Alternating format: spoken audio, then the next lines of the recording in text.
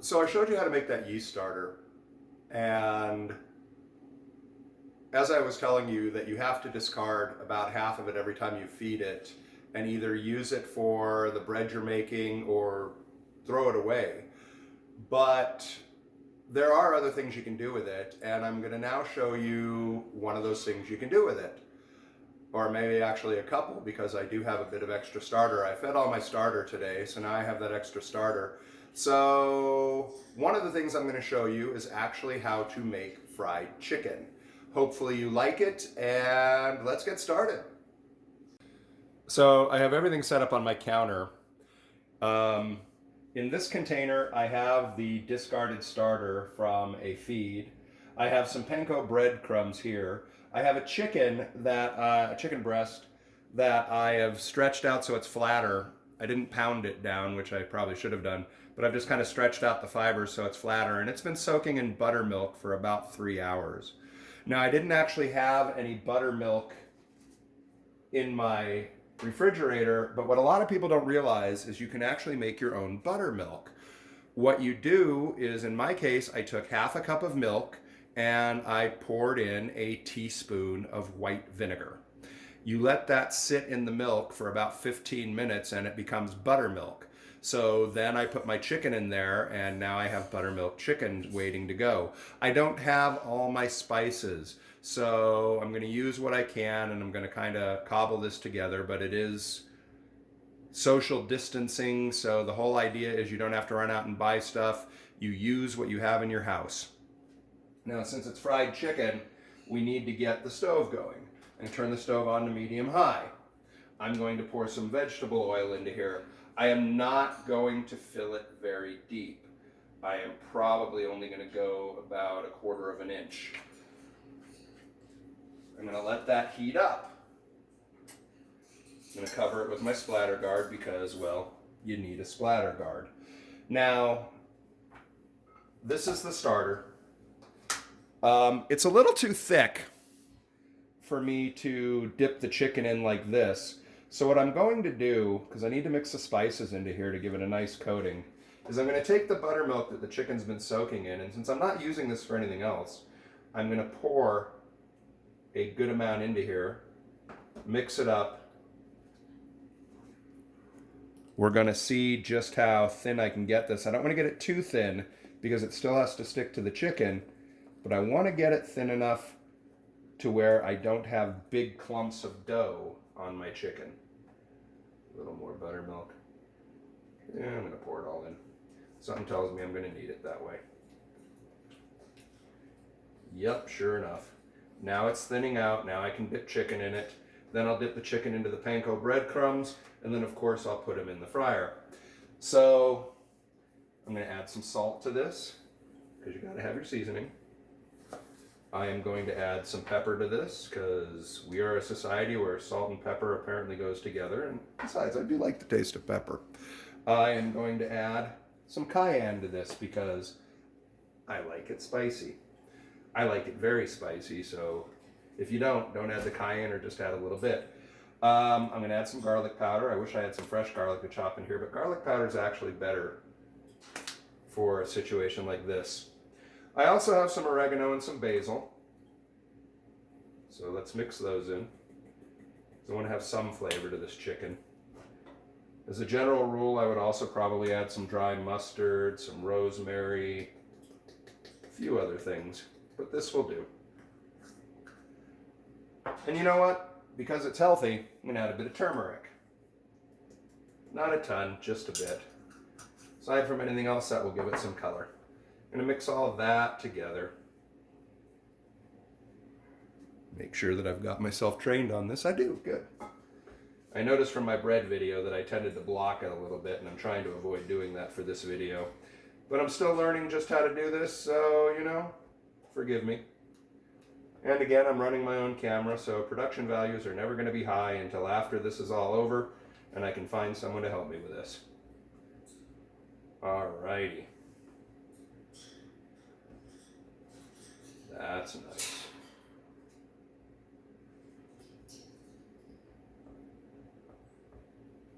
So let's see if our oil is hot. It's probably not ready yet. one of the ways you test oil is you put a bit of water on your fingers, splash it in. If it bubbles because water and oil just do not get along together, then it's ready. This is not ready. I didn't get anything out of it. So I'll tell you what, once the oil's ready, we'll be back. So the oil is ready. So again, I've had this soaking in buttermilk. I'm going to use the bigger piece that I have here. I'm going to take it out of the buttermilk. I'm going to put it into the batter that we've made. And I'm going to flip it over and coat it pretty well. Not too thick, but just well enough. Let the excess drip off. And then I'm going to dip it into the panko breadcrumbs. Let that settle onto it pretty nicely. Get a nice, good, solid coating on there. There we go. And now I'm going to carefully lay it into the oil, and I'm going to put the lid onto it. Excuse me while I wash my hands. There we go. I'm basically probably going to cook it for 2 to 3 minutes each side because it's thin. If you don't flatten out the chicken, probably about 5 minutes per side. But we're going to let this get golden brown. And then we're going to put it onto our plate. Let it drip off onto some paper towels. And we have fried chicken for dinner. I'll be back as soon as it's time to flip the chicken. All right, time to flip the chicken over. Now, I highly recommend you have a pair of tongs to do with. I haven't been able to find my tongs in storage, so I'm going to very carefully do it with the fork and knife I'm going to eventually use to eat this. Let me take the splatter guard off. I'm going to take my fork, put it underneath, take my knife to balance it, and flip it over. And look how golden brown that is. Isn't that beautiful? All right, I'm going to cover it with the splatter guard again. I'm going to let it go for another, probably about 3 minutes to make sure the chicken's cooked through. And we will be back. So, we've gone about 3 minutes. I'm going to check it. Pull off the splatter guard. Now in this case, just to make sure it's cooked, I'm going to find the thickest part of the breast here. And I'm going to slice down into it carefully, because again, the juices will splash. And see if I see any pink or red. I don't. This is ready. So I'm going to turn off my stove. I'm going to take this out. Let it drain off. And I'm going to place it on this paper towel that I have on my plate. Put the splatter guard back on. And now I'm going to pat this dry and let it sit.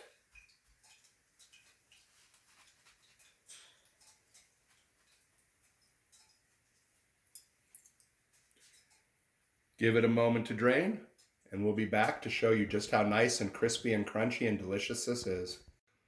So while I was away, I decided I was going to whip up the rest of the meal while I was letting the chicken drip off the excess grease. I made another piece of chicken that I had sitting there, and I kind of burnt it a little, but it is what it is. So I took some rice that I had made earlier, mixed it with some frozen vegetables, added a little bit of chicken stock and some salt and some pepper. And that's going to be what I use for the rest of my meal. This is something that obviously would go very well with mashed potatoes, but I didn't want to take the time to make those, so the rice is good. Now, I don't know if you can hear that, but that is crispy and crunchy. I also took some drippings from another meal I made the other night, and I had made up a white gravy. So I'm going to use the gravy, and yeah, it's not healthy, but I don't care. Going to pour it onto the chicken. Going to pour it onto this piece. And I'm going to pour a little bit of it into the rice because, what can I say? Deep down inside and, well, kind of on the outside, I'm a fat guy who loves a good meal. So, this is what you can do with some of your excess starter to make a nice fried chicken dinner. I hope you enjoyed the video. I'm going to go enjoy this dinner. In fact, you know what? I'm not done with this video. I'm going to add something to the end of it. I still have a bit more of that starter. So after dinner, I'll be back to teach you how to make something else. See you soon. All right, that was some amazing fried chicken, even though it didn't have all the spices that I would normally put into it. It was crispy, it was juicy, it was an amazing dinner. But I still have more of that discarded starter left over, so I'm going to show you one more thing you can do with it, and we are going to make a quick piece of flatbread, basically. To do this, I'm just going to add a little bit of salt to it because salt is a flavor carrier. Oh, by the way, if I haven't mentioned this before, and I don't think I have, but just in case, the starter that you use to make the batter for the fried chicken, you're done with it. Even if there's some left over, you can't use it for anything else. Don't put a cover on it and put it in the refrigerator thinking, okay, I'm going to go ahead and use this for more fried chicken. Nope. Raw chicken has salmonella, so even if you only use that for chicken, if you put it in your refrigerator, that is going to give that bacteria time to grow, multiply, and become something that could make you very sick or possibly even kill you. Once you are done using that batter, throw it away. You are done. All right, so anyway, getting back to this, I'm going to show you how to make a quick piece of skillet fried bread. So I've emptied out the pan that I used for the chicken, and I left just a little bit of oil in it so that I have something to coat the surface so this doesn't stick to it. This is what I have left of the starter. I'm going to add a little bit of salt to it. Now, the great thing about this is you can add just about anything you want to this.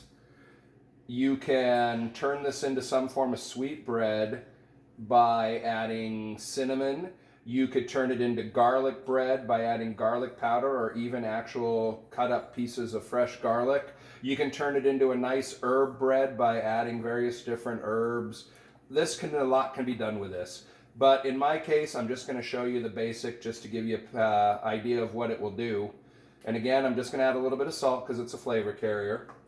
And I'm going to turn on my stove. This time I'm only going to go to about medium heat. Now while that warms up, I'll be back. All right, we have a nice hot pan. So all I'm going to do with this, and again, it's greased down with the oil I had left over from the chicken, which is another reason why I'm not making this a sweetbread, because I don't know if that would taste good. I'm just going to pour it in.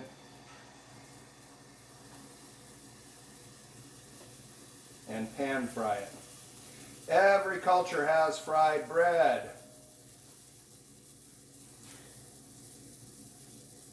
That tells you just how universally loved this is. Put this in the sink. And I'm really only going to cook it for about a minute aside because it's just not that thick. Let me get out a plate to put it on. And we're going to wait. See if I can zoom in there and show you. There we go. I'm going to wait for that to bubble almost like a pancake. And by the way, you can take this discarded starter and turn it into a pancake. There are a few things you would need to add to it, including some of that buttermilk we made earlier. And I think that may be another video because I love pancakes. If I still had a waffle maker, I would have waffles. It's starting to bubble on the sides. It's not quite there yet. Now, this isn't quite a pancake because I don't have everything else added to it. There's no buttermilk in it. There's no baking soda or baking powder in it.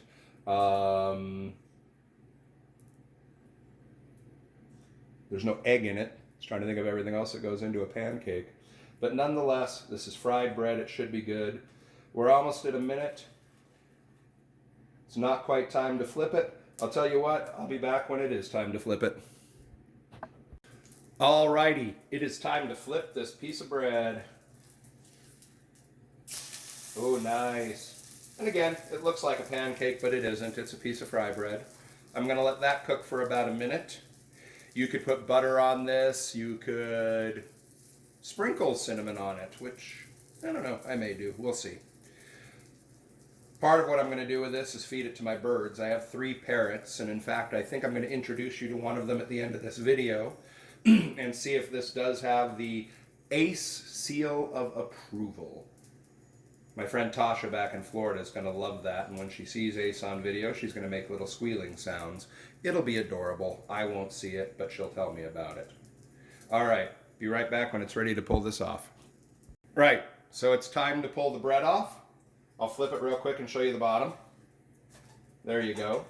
Nice and fried up. I'm going to put it on the plate to cool. Don't forget to turn your oven off. And when we come back, you're going to meet my little friend Ace. I'll be back. So, I would like you all to meet Ace. Ace is an umbrella cockatoo. He's a rescue, so I don't know exactly how old he is, but based on how long I've had him, he's probably somewhere between 20 and 25 years old. Ace can live up to about 60, 65 years. Ace is an obnoxious little fella, so he probably will not die of natural causes and live that long. No, I joke. I love this bird. He still is an obnoxious bird, though. So now we are going to test. You can hear my other two birds in the background. Ace is very happy right now. I think he knows he's about to get fed. So we're going to give him a little bit of this fry bread and see if it has the Ace seal of approval. I had to let it cool down enough for Ace to actually enjoy it and not burn his tongue. Birds use their beak as a third appendage, and I don't want to do anything that would damage him. So what do you think, Ace? Uh-oh, he's grabbing it. We're tasting. I think we have a winner. Well, I don't know. Let's see. He spit that out, but he's still holding on to it. No, Ace likes the bread. One thing Ace doesn't like, and I know this about him, is he doesn't like the crust. So what he's probably doing is he's picking out the soft inner part and letting the hard outer part fall. But that, everybody, was how to make a quick little piece of fry bread, and obviously how to make the batter for the fried chicken. If you want to see anything else I can do with the starter, if you just want to see another video, or if you know anything else that can be done with the discarded starter, leave a comment below. As always, I appreciate you guys watching. I love every single one of you. I love you too, Ace, and I will see you all soon.